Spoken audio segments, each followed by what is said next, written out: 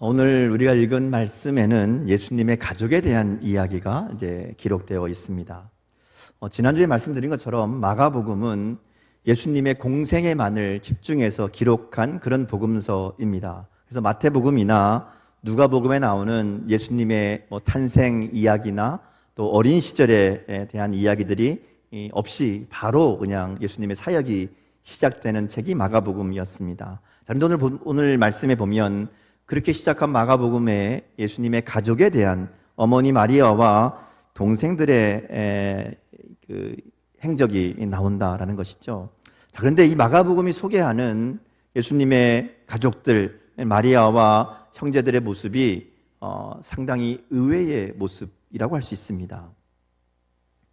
왜냐하면 지금 그들이 어떤 모습으로 등장하는가 하면 예수님이 정말 밥 먹을 틈도 없이 열심히 하나님 말씀을 가르치고 병자들을 고치고 귀신을 쫓아내는 이 일을 하고 있는데 예수님의 가족들이 예수님을 잡으러 왔다라는 겁니다.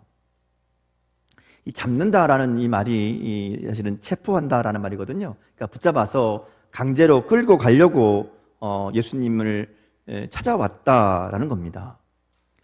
예수님의 예수님의 가족들이 왜 예수님을 이렇게 잡으러 오게 되었을까 하는 것이죠. 사실 다른 복음서에 나오는 예수님의 가족들, 특별히 마리아는 예수님이 하나님의 아들 메시아라는 것을 알고 있음을 이야기합니다. 예수님을 잉태할 때부터 천사의 이야기가 있었죠. 천사를 통해서 예수님이 누구인지를 들었습니다. 누가복음은 예수님이 어린 시절에 성전에 남아 있었던 그 사건을 기록하면서 마리아가 예수님의 이 말을 마음에 두었다 이렇게 기록합니다. 말하자면 마리아는 예수님이 뭔가 다르다, 예수님이 하시는 말씀 가운데 뭔가 특별한 것을 알고 있었다라는 의미거든요. 또 요한복음에 보면 가나의 혼인잔치에서 물이 포도주가 되게 하신 사건을 기록합니다. 여기 보면 이 물을 포도주로 만드는 이 일에 아주 결정적인 역할을 한 사람이 마리아입니다.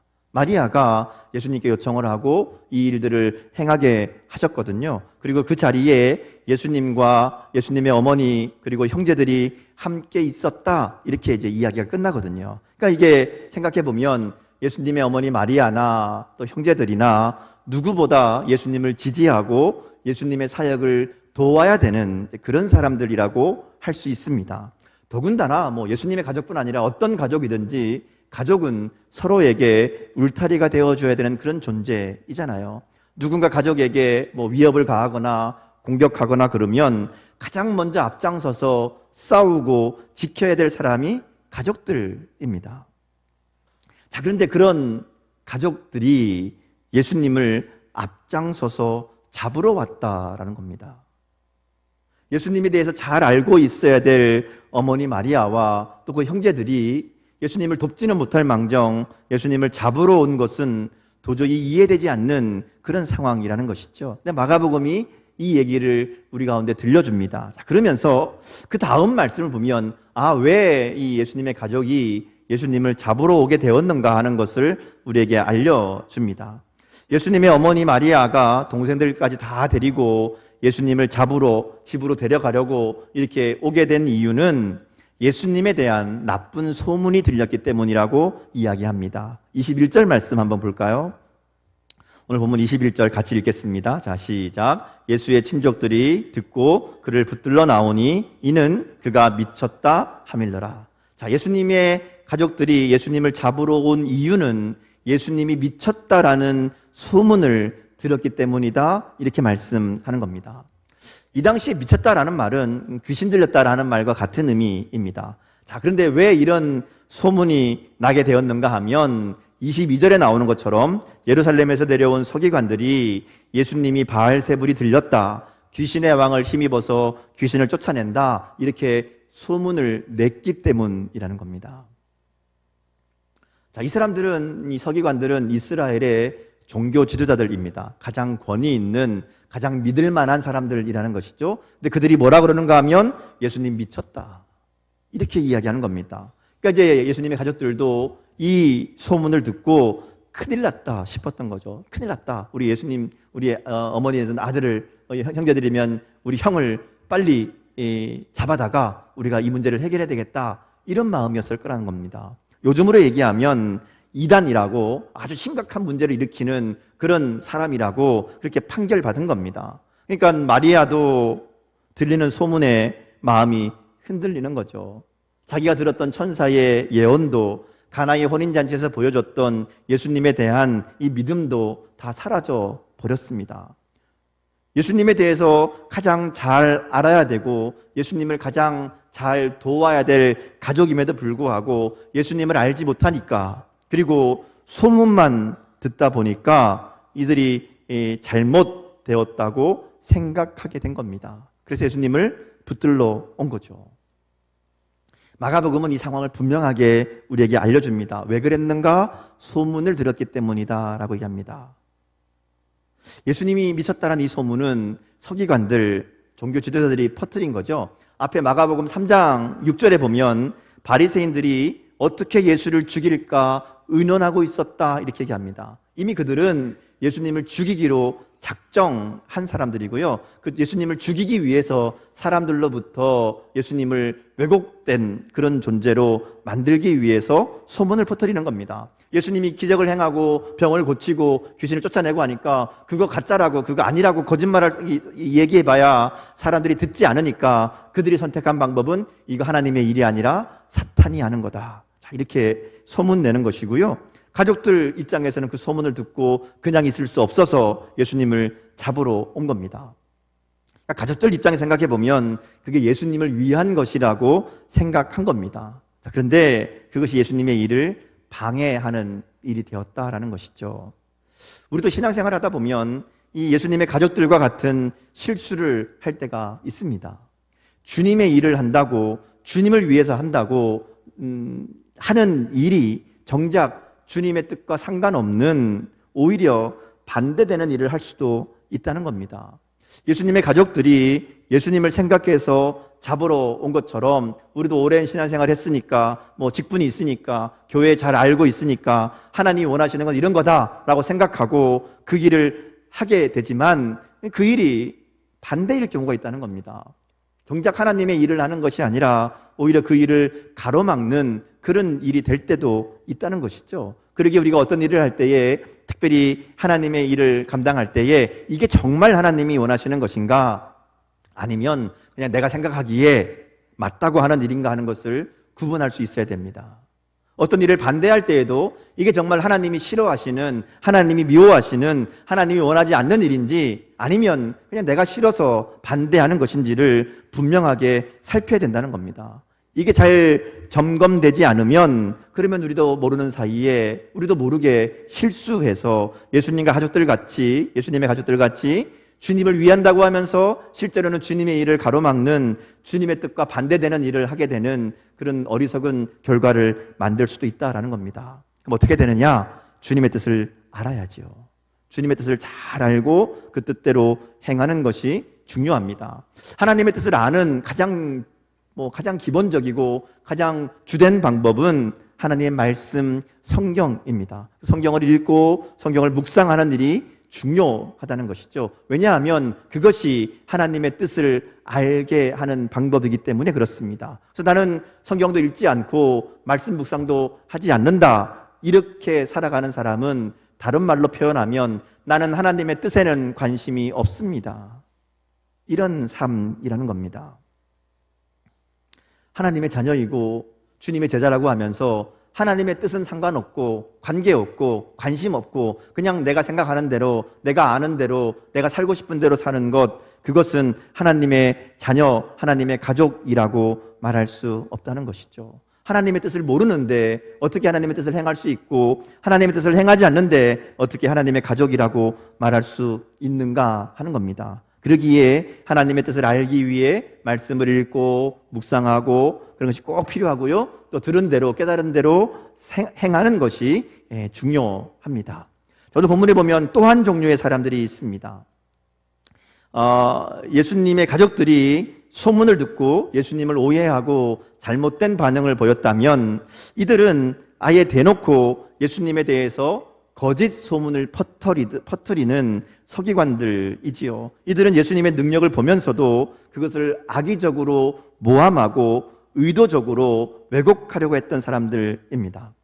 이들은 잘 몰라서 이런 게 아닙니다. 예수님의 가족들은 사실은 잘 몰라서, 잘 모르기 때문에 그랬다라고 생각할 수도 있습니다. 그런데 이들은 의도적으로 예수님이 하시는 일을 방해하는 사람들입니다. 예수님의 일을 귀신이 하는 것이라고, 예수님을 귀신 들린 사람이라고 그렇게 모함하지요. 예수님이 이들을 향해서 그들의 주장이 말도 안 된다는 것을 이 나라와 집의 비유로 이야기합니다. 어떻게 다투는 나라가, 다투는 집이 세워질 수 있느냐? 그럼 무너지고 망할 수밖에 없다. 사탄이 사탄끼리 싸우면 다 망하는 거 아니냐? 이렇게 말도 안 된다는 얘기를 하면서 그 다음 이들을 향해서 아주 무서운 말씀으로 강하게 경고하시는 말씀이 이어집니다.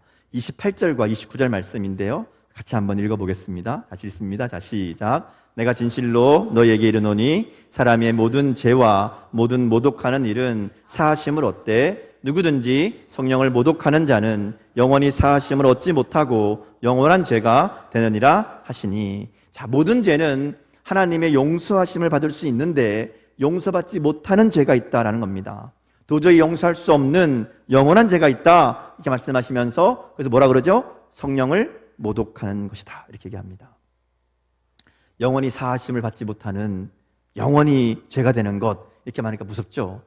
근데 사실 하나님이 용서하지 않는 죄는 없습니다. 하나님은 악인이 죽는 것도 기뻐하지 않으신다고, 악인이라도 돌이켜서 그 길을 떠나 사는 것을 기뻐하신다고 에스겔 18장 23절에서 말씀합니다. 하나님은 아무도 멸망당하지 않고, 그러니까 어떤 사람도 멸망당하지 않고 다 회개하기에 이르길 원한다고 베드로후서 3장 9절에서 말씀합니다. 그러니까 하나님이 원하시는 것은 멸망이나 심판이 아니라 구원받고 용서받는 겁니다. 그러니까 하나님이 용서하지 않는 죄는 없다는 것이죠. 누구든지 어떤 죄든지 회개하고 돌이키면, 하나님께 나아가면 하나님 받아주시고 용서해 주신다라는 겁니다. 자, 그러면 오늘 예수님이 말씀하시는 이 사함을 받지 못하는 죄는 무엇일까 하는 것이죠. 사함받지 못하는 죄. 자, 본문을 보면 성령을 모독하는 것을, 성령이 하시는 일을 인정하지 않고 그것을 사탄의 능력이라고 왜곡한 것을 말합니다. 예수님이 성령에 이끌려셔서 하나님이 놀라운 일들을 행하시죠. 근데 그것을 성령의 일이 아니라, 하나님의 일이 아니라 사탄의 일이라고 그렇게 거짓말하고 바꾸는 것을 이야기합니다. 이게 지금 사함을 받지 못하는 죄다, 이렇게 말씀하시는 거죠. 자, 여러분, 예수님이 이 하시는 일들, 그들을 바라보는 이 서기관들과 바리새인들이 정말 그것이 귀신의 능력이라고, 예수님이 정말 사탄에게 사로잡혀서 이런 일을 하고 있다, 그렇게 생각했을까요? 그런 것 같습니까? 아닌 것 같죠? 그들은 이게 아니라는 걸 알고 있습니다. 예수님의 가족들은 이 사람들의 이야기를 듣고 소문을 듣고 정말 그런가 보다 이렇게 몰라서 오해해서 예수님께 이렇게 예수님을 잡으러 왔는지 모르지만, 이 서기관들, 율법학자들, 바리새인들은 내용을 모르는 게 아닙니다. 사실은 그들은 성경에 대해서 누구보다 잘 아는 사람들이고, 예수님이 행하시는 이 모든 일들이 구약에서 약속하신 하나님의 이 예언이 성취되는 것이라는 것을 누구보다 먼저 정확하게 알 수 있는 사람들입니다. 예수님 이것을 알게 하기 위해서 항상 일할 때 보면 구약을 인용해서 말씀하시는 때가 굉장히 많이 있었거든요. 이것이 말씀이 이루게 하려 하심이라 라는 것들을 통해서 우리도 알도록 그렇게 이야기합니다. 이들이 모르는 게 아니라 인정하지 않는 겁니다. 인정하기 싫은 겁니다. 아닌 줄 알면서도 예수님을 모함하기 위해서 성령이 하시는 일을 사탄이 하는 일이라고 거짓말하고 있다는 것이죠. 이게 문제입니다. 왜 그랬을까요? 하나님의 일, 하나님이 하시는 것을 왜 사탄의 일이라고 이야기할까요? 자기들 마음에 안 들기 때문에 그렇습니다. 예수님이 하시는 일이 자신들이 말하는 것과 다르기 때문이고, 예수님이 자기들이 말하는 것을 따르지 않기 때문입니다. 그래서 귀신 들렸다고 헛소문을 퍼뜨리는 겁니다. 그리고 성경에 보면, 이게 원문에 보면 한 번만 그런 게 아니고요, 반복적으로 여러 번 그렇게 말한 것으로 표현합니다. 그러니까 정리해 보면 성령을 모독하는 죄라는 것은 알면서도 의도적으로 고의로 하나님의 일을 왜곡하고 방해하는 것이라고 말할 수 있습니다. 우리 가운데 이렇게 하나님의 일, 성령의 역사를 대놓고 거부하거나 왜곡하는 사람은 없습니다. 고의로 하나님의 일을 회방하거나 모함하는 사람은 없지요.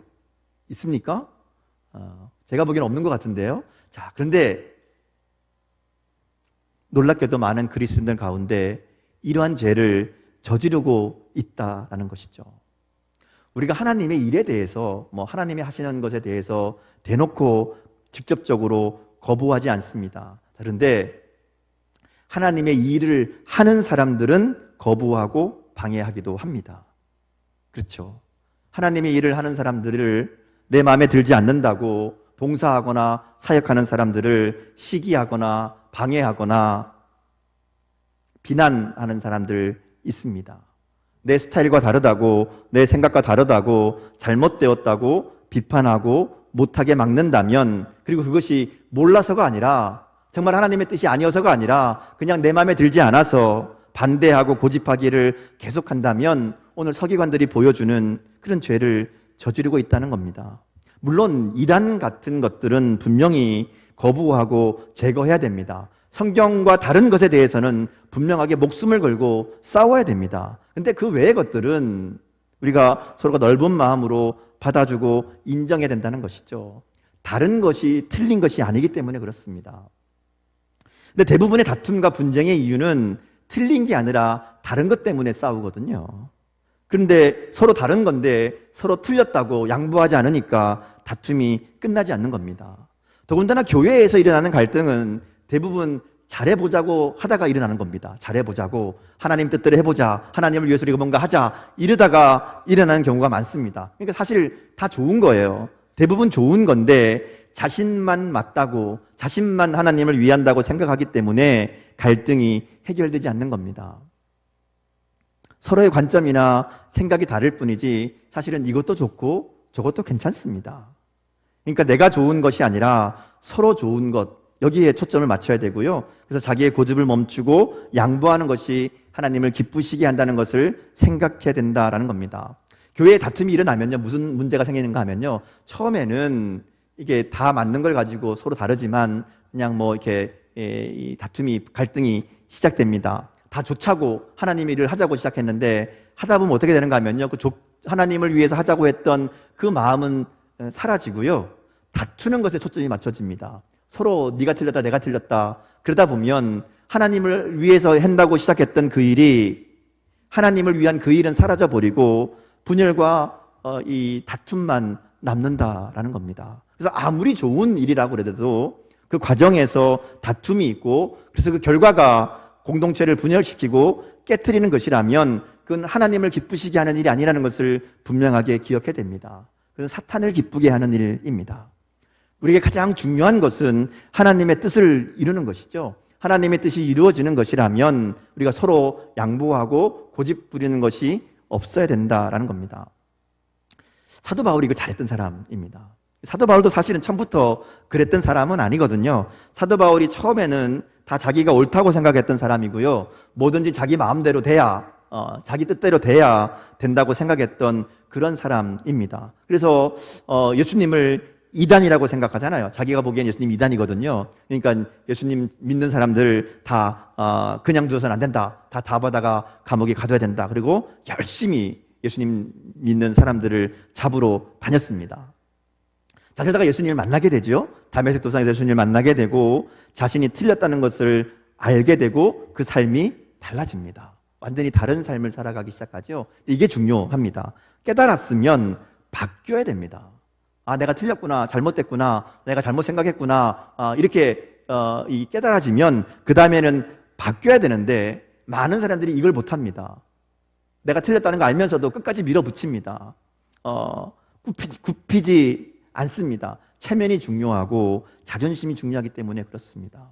하나님의 뜻보다 내가 더 중요하니까 그것을 굽히지 않고 포기하지 않습니다. 근데 그것이 곧 하나님의 일을 회방하는 일, 성령의 일을 모독하는 일이라는 것을 우리가 기억해야 됩니다.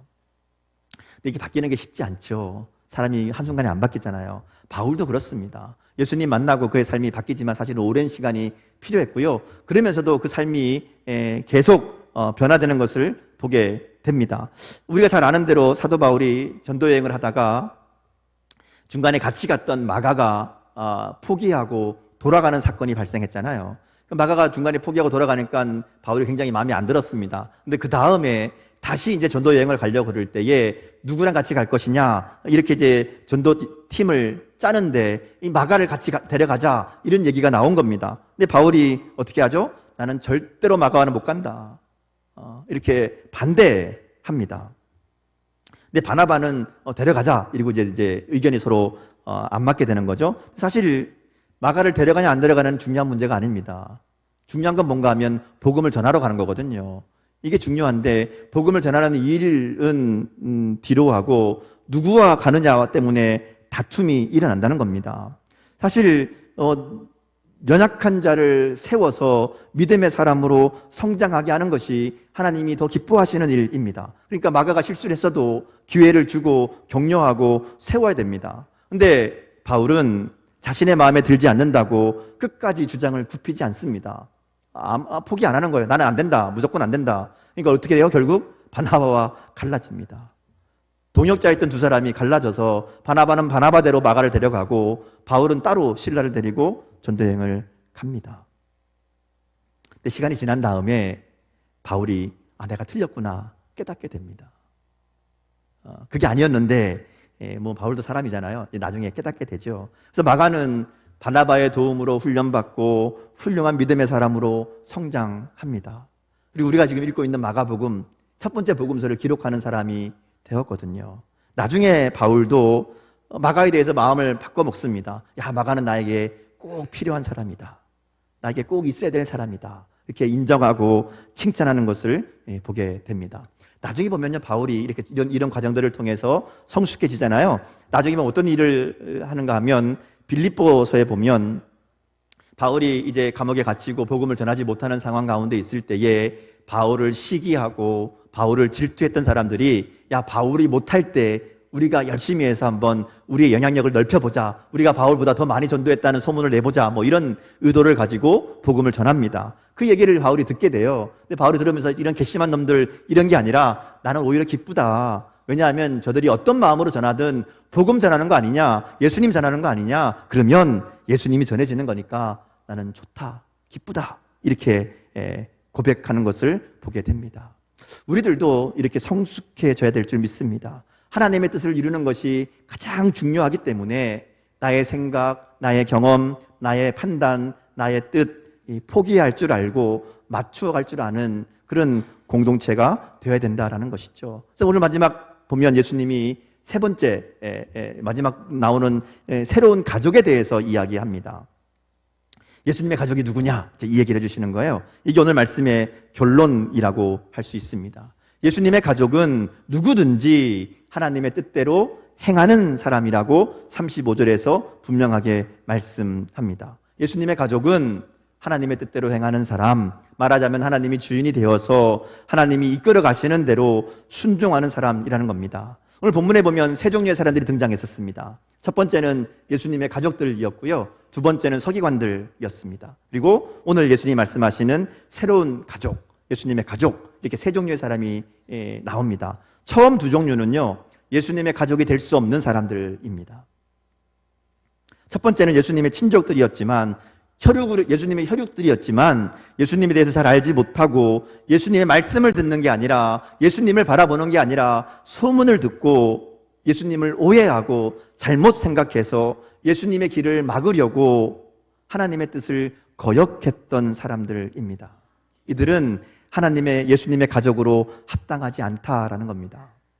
예수님이 육신의 가족을 부정하려는 게 아닙니다. 참된 하나님의 가족이 누구인가 하는 것을 알려주시는 겁니다. 예수님을 제대로 알지 못하고 하나님의 뜻을 몰라서 자기 생각대로 자기 판단대로 그저 소문 듣고 살아가는 사람은 주님의 가족이 되지 못한다라는 것이죠. 주님의 뜻을 바로 아는 사람, 주님의 뜻대로 행하는 사람이 주님의 가족이다, 이렇게 말씀하시는 거예요. 두 번째 나왔던 사람들 서기관들이죠.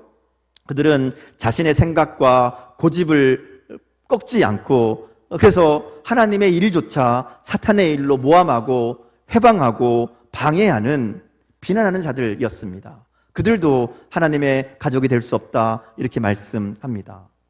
하나님의 가족, 예수님의 가족이 되는 것은 하나님의 뜻대로 행하는 사람인데, 이들은 하나님의 뜻대로 행할 마음 자체가 없는 거잖아요. 하나님의 뜻이 아니라 내 뜻이 중요하고 내 생각대로 살아가기를 고집하고, 그래서 하나님의 뜻을 거부한다면 이들은 예수님의 가족으로 합당하지 않다는 겁니다.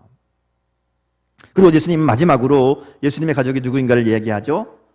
그 자리에 모인 사람들, 예수님 주변에 둘러앉은 사람들 다 서로 다른 모습이고 다 서로 다른 생각을 가지고 있고 서로 다른 경험과 서로 다른 방법으로 일하고 살아가지만 한 가지 공통점이 있는 사람들입니다. 하나님의 뜻대로 행하려는 사람들. 그들이 바로 예수님의 가족이라고 말씀하는 겁니다. 오늘 우리들도 마찬가지죠. 우리가 이 자리에 모인 이유는 한 가지 때문입니다. 예수님으로 인해 구원받고 그래서 하나님의 뜻대로 살아가기를 원하는 사람들, 그렇게 모인 사람들이 바로 우리들이고요. 예수님 우리를 향해서 나의 가족이라고 말씀하는 겁니다. 그래서 예수님의 가족으로 부름받았다는 것을 우리가 믿는다면 우리가 해야 될 일은 딱 한 가지입니다. 뭐죠? 하나님의 뜻대로 행하는 것. 자, 하나님의 뜻, 여러분 하나님의 뜻이 뭐죠? 우리가 가장 잘 아는 하나님의 뜻 뭡니까? 사랑하는 겁니다. 하나님을 사랑하고 이웃을 내 몸과 같이 사랑하는 것, 그게 하나님의 가장 첫 번째, 가장 중요한 뜻이라고 예수님 말씀하셨잖아요.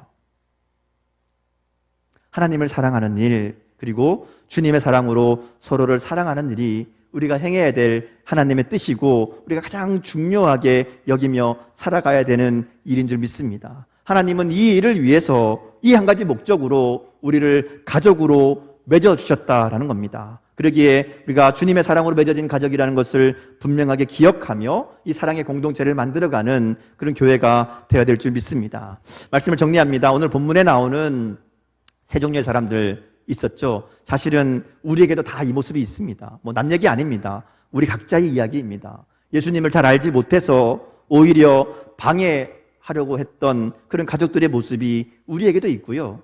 나의 뜻과 고집을 꺾지 못해서 하나님의 일을 방해하고 가로막는 모습도 우리에게 있습니다. 여러분, 하나님의 뜻인 줄 알면서 순종하지 못하고 갈등하고 있는 것, 하나님의 뜻인 줄 알면서 고의로 지키지 않는 것들 우리 가운데 분명히 있잖아요.